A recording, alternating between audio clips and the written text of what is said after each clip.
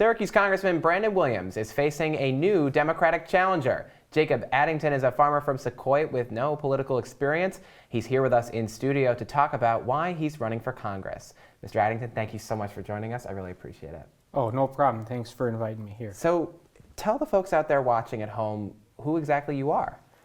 So I graduated from Secaucus High School in 2004, and I joined the Marines. I spent 16 years as a Abrams tank crewman. I retired from that in 2020, and I've been working on a green bean farm in Secaucus ever since. Yeah, thank you for your service, obviously. Why are you deciding now to enter politics and run against Congressman Brandon Williams? Well, when I watch the news and I see what's happening down in Washington, it seems like nobody's actually working on fixing any of the problems we have in our society right now. And the way the government is structured, it's almost not possible for progress to be made because everyone is so focused on political bickering back and forth, trying to squeeze out their majority number of seats. Yeah. Speaking of those events happening in Washington, we had a video overnight of Congressman Williams berating one of his former staffers at a holiday party. You saw that video. What was your reaction to it? Well, I really don't know the bigger context around the video that led up to that interaction. And I'm sure if you followed me around with a camera all day, that you'd see some juicy stuff too.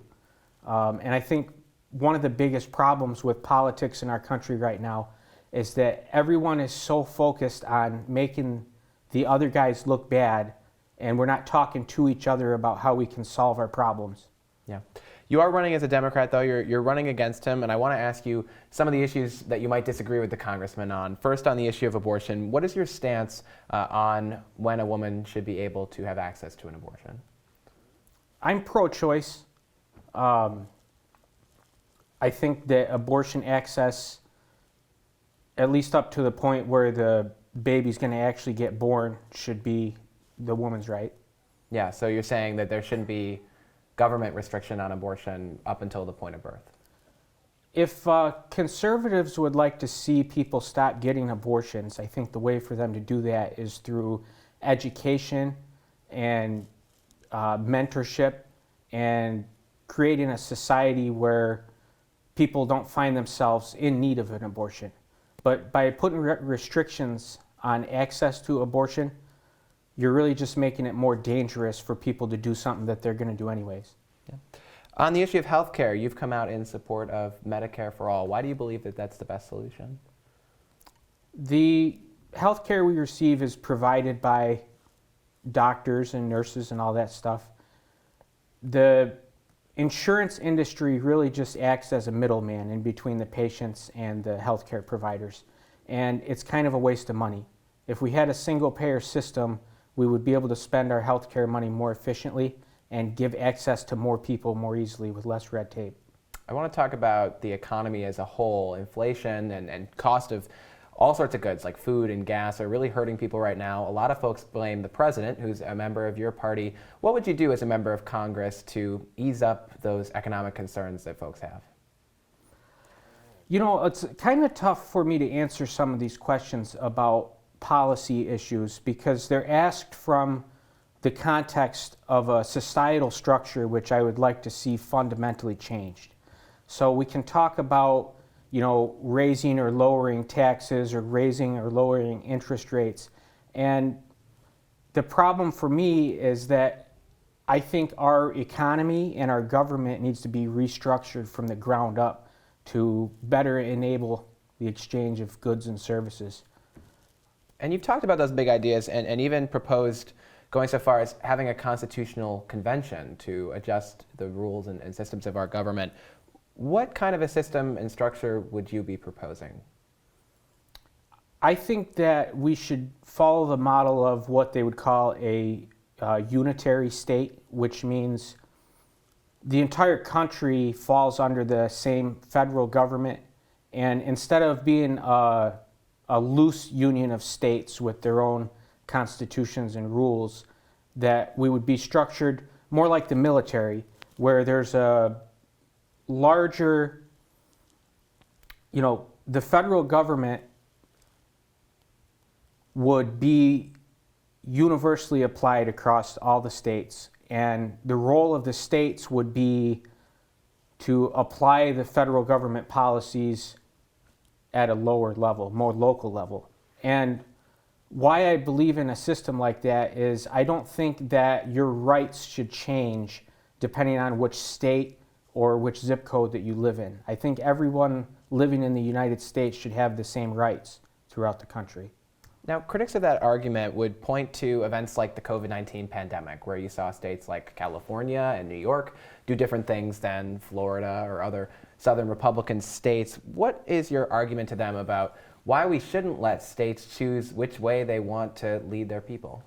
Well, to a certain extent, I think we should. The way we work in the Marine Corps is that the overarching regulations and policies were the same across the board. The standards of conduct, the expectations, the procedures were the same. But the way that those policies were applied was delegated down to the lowest level possible. So you could have a team leader who might be 19 years old making a decision on where he's going to use his Marines to fight. The same philosophy should apply to the way we run the country, where the standards and expectations are the same throughout the country, but the way that they're applied is done in a way that makes sense locally by local leaders. Now, I mean, you're obviously proposing a lot of things. You've clearly thought about this very deeply. How do we get there? How do we get to a constitutional convention? How can you lead that fight as a member of Congress in NY22? There's 435 members of Congress. How can you get this done? The truth is, I don't expect that I can get very much done as a new congressman. And anybody that tells you otherwise, I think, is either misguided or lying. Like you say, 1 out of 435 congressmen. I'm not going to be able to do much. But what I would like to do is use that position to help communicate my ideas and help build up more support. One of the biggest reasons that people have talked against doing a constitutional convention, one of the biggest arguments against it is that it doesn't define in our Constitution how a constitutional convention would be conducted. I think that the reason that's not specified is that when the Constitution was written, they knew that we'd be able to figure out the particulars of that on our own. So there's really two ways that we could go about it. And there's this movement called the Constitution of the States that's happening right now.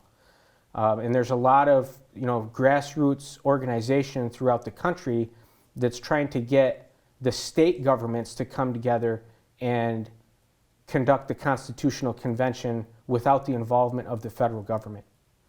And because of all the gridlock in Washington, that may be necessary. Or another way that they could do it is if Congress got together and passed a law that outlined the procedures and the structure of such a convention and got the president to sign that, and then it could be carried out by the procedures outlined by Congress. Yeah, I'm not sure whether that would be upheld in the courts, but I do appreciate you coming on and communicating these ideas on our show. You are at this point, though, getting into the race relatively new, a newcomer to politics. You are a bit of a long shot, not just in the congressional race, but also in the Democratic primary. There's 3 other challengers in the race, including State Senator John Mannion and Sarah Clee Hood. Sarah Clee Hood has raised over $500,000. How do you expect to overcome those long odds and win this primary to go on to face Brandon Williams? In the end, I don't necessarily need money. What I need in the end is the votes.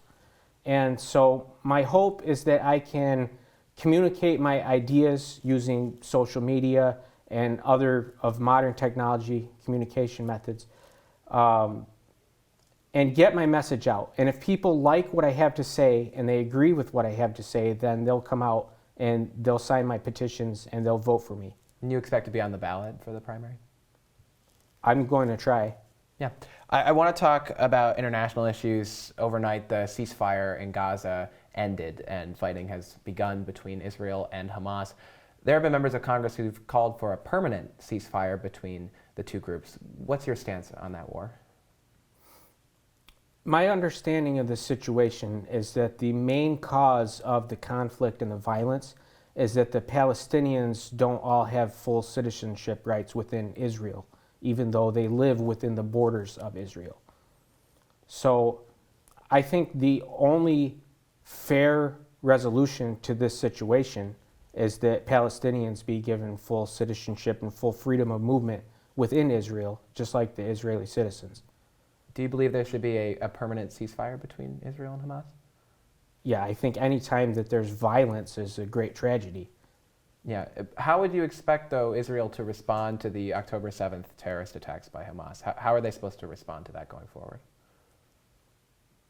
Going forward, I think they should work to give Palestinian citizens, and I want to make a distinction between Palestinian people and the Hamas terrorist organization. Those are two different categories of people. But the main motivation for the Palestinians to support the actions of Hamas is that the Israeli government is doing nothing to stand up for their rights. The Israeli Defense Force says that their current military action is designed to try and take Hamas out of power in the Gaza Strip, something that they haven't completed doing yet, according to those IDF officials. Do you think that they should continue that fighting, or should that stop? The last century of these insurgency-style conflicts has proven that there's no military action that can kill an idea. So if the Israeli government actually wants to stop the violence, what they need to do is make ideological changes to the way life is lived within their borders. When the Palestinian people feel like their life is safe, comfortable, and stable, they're not going to have any reason to continue the violence that's plagued that region for its entire existence. Yeah, we really appreciate you coming here to SU.